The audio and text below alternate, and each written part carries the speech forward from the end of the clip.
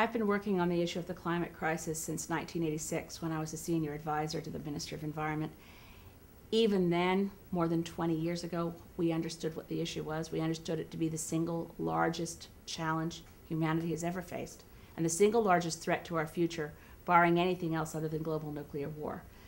And I've watched I've worked very hard over the last number of decades to get governments to do the things that are necessary to get economies and corporations and individuals to do all the things that are necessary to avert a climate crisis. And I think one of the biggest threats we face right now is people who understand the issue becoming so paralyzed by fear of the issue that they give up. It is not too late to avert global disaster from the climate crisis. It is too late to avoid a warming world. It is too late to avoid a destabilized climate regime which will produce more droughts, more floods, more extreme weather events, rising sea levels. We need to ensure that that shift in our global climate resolves itself and reaches a new equilibrium at levels to which we can adjust and adapt.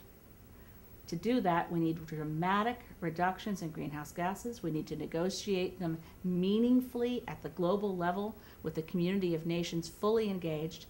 We need Canada to stop being an obstacle to that process, which we are because of the Harper government's animosity to the climate issue as any part of their agenda. They actually will talk about it, but still fundamentally I don't think that Stephen Harper believes the climate crisis is real. He doesn't accept the science, and as a result of that, he drives very bad policy. But for heaven's sakes, if you're reading the strong, compelling, and accurate literature, books like George Monbiot's Heat, or Tim Flannery's Weather Makers, or Al Gore's An Inconvenient Truth, yes, it's all true.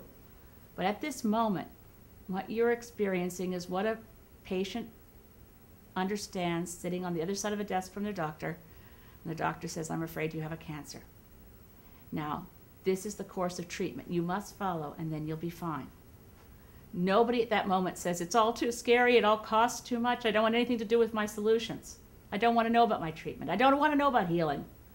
I'll give up." We don't give up now. We have precious few, really months left to turn this around. We have till 2016 to ensure that global greenhouse gases cease their rise and begin to come down everywhere globally. We have till December '09 to engage the world community, to have a meaningful post-Kyoto agreement come out of the United Nations negotiations in Copenhagen. We have that time. We have the technology. We have all the tools we need. We have the engineering. Goodness knows we have the strong economic case that this will actually make us money when we do it. There's no reason for delay. There's no reason for denial. And there's no reason for despair. We all have a duty to hope. The duty to hope means you work. You don't give up. You don't accept for a minute that you can't make a difference. You fight.